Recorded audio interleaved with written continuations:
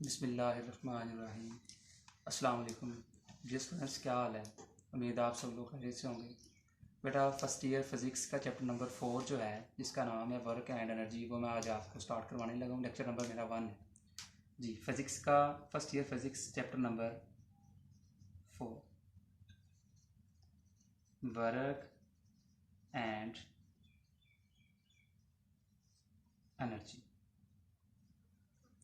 बेटा ये था चैप्टर नंबर 4 जिसका नाम है work and energy.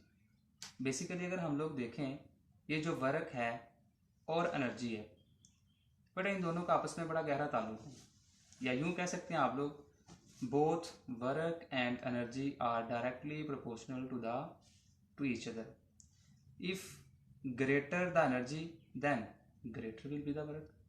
If smaller is the energy, smaller will be the work. तो इसलिए मैंने आपको स्टार्ट से ही कहा है, वर्क और एनर्जी का आपस में बड़ा गहरा ताल्लुक है। Both are directly proportional to each other. अगर एनर्जी ज़्यादा है लगाई जा रही है तो वर्क भी ज़्यादा हो रहा है। इसी तरह से अगर एनर्जी जो है वो कम लगाई जा रही है तो जो वर्क क्रिएट हो रहा है, प्रोड्यूस हो रहा है, वो भी क्या हो रहा है, कम हो रहा है। तो बेटा स्टार्ट से हम लोग अगर इसकी देखें तो सबसे पहले वर्क की डिफाइन की तरफ आते हैं हम लोग। Define the dot product of force and displacement is called work.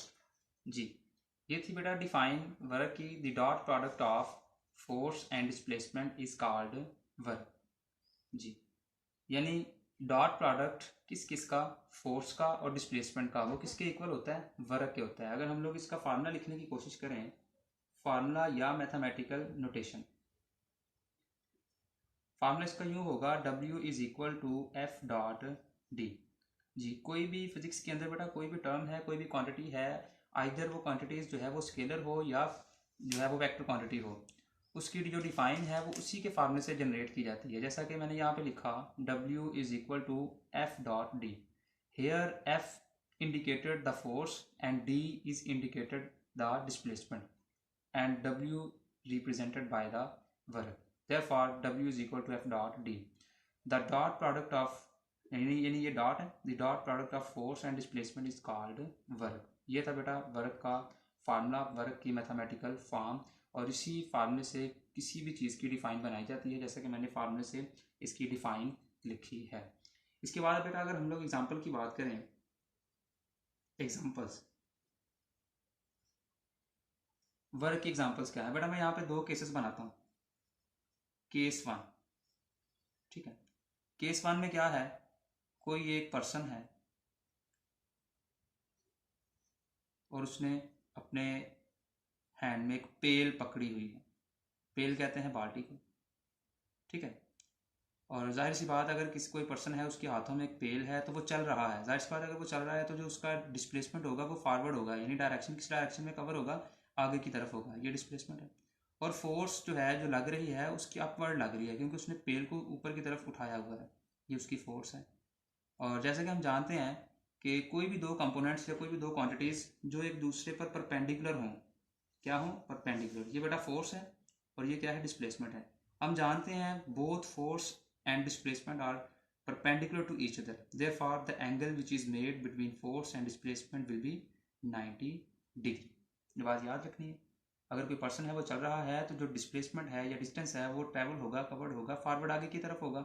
और जो फोर्स है वो किस तरफ लग रही है, उसने पेल को बाल्टी के ऊपर की तरफ उठाया हुआ है, तो लिहाजा जो एंगल होगा वो कितना होगा, फोर्स और डिस्प्लेसमेंट के दरमियान 90 डिग्री का।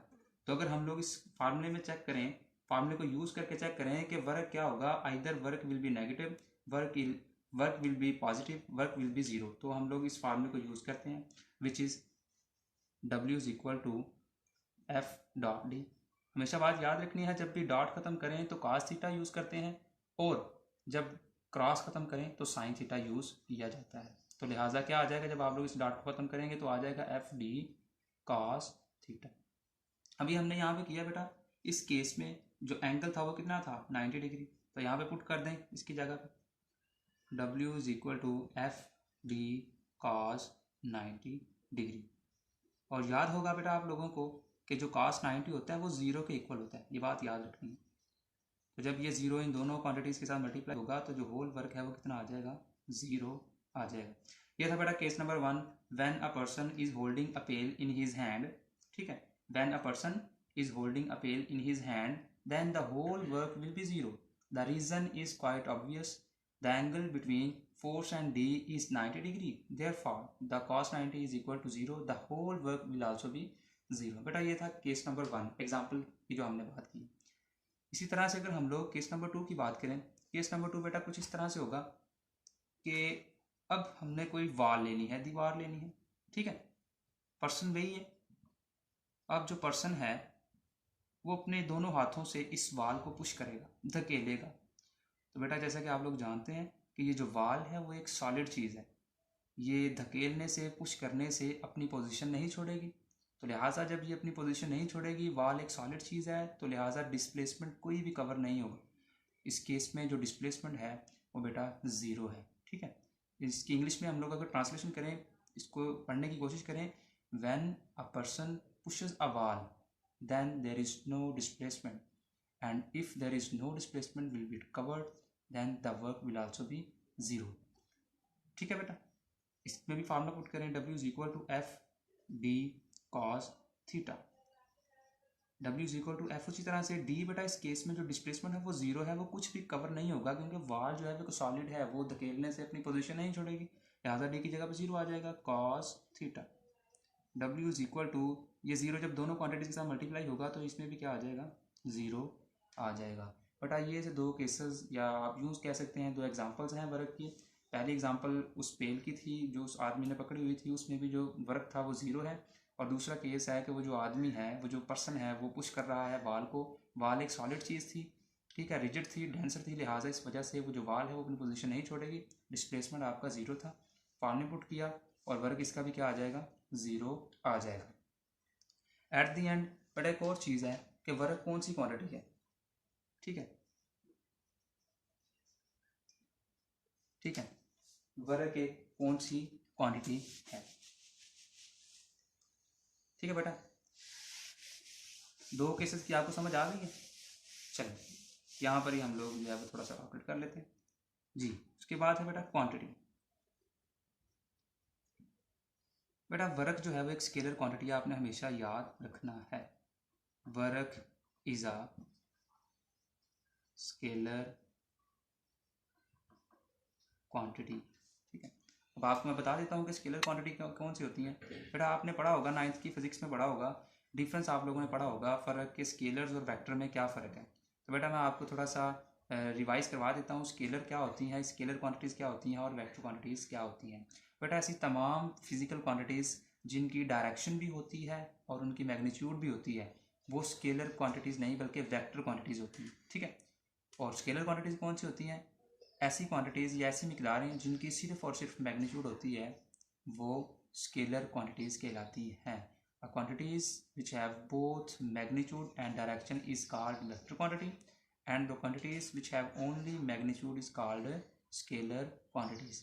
Therefore work is a scalar quantity. ठीक है बेटा, वर्क जो है वो कौन सी है, एक स्केलर क्वांटिटी है। और एट द एंड ये बेटा याद रखना है कि वर्क का जो यूनिट है वो क्या होता है। ठीक है, इट्स वर्क, इट्स यूनिट,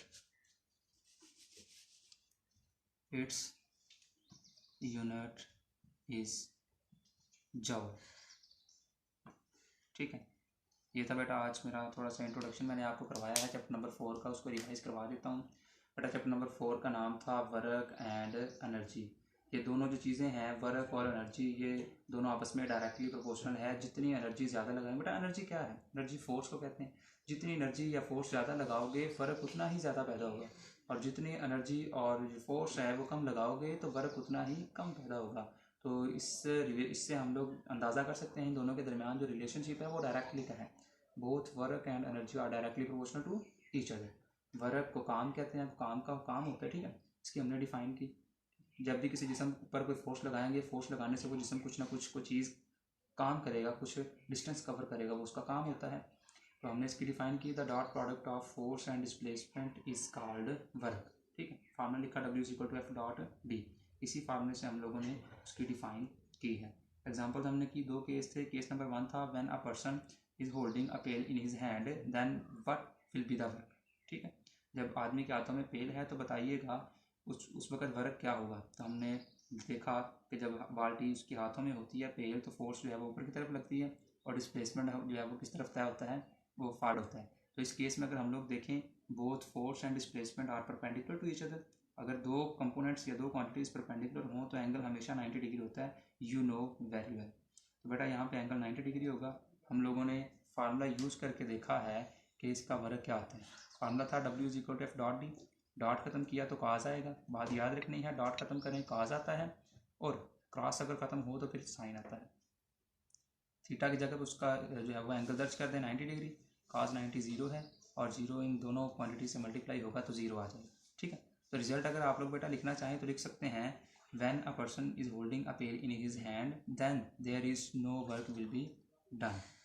इसी तरह से, ठीक है, मैंने वो रेज कर दिया है जो मैंने केस नंबर 2 लिखा था, वो वाल वाला। ठीक है, कि when a person pushes a wall then there is no displacement.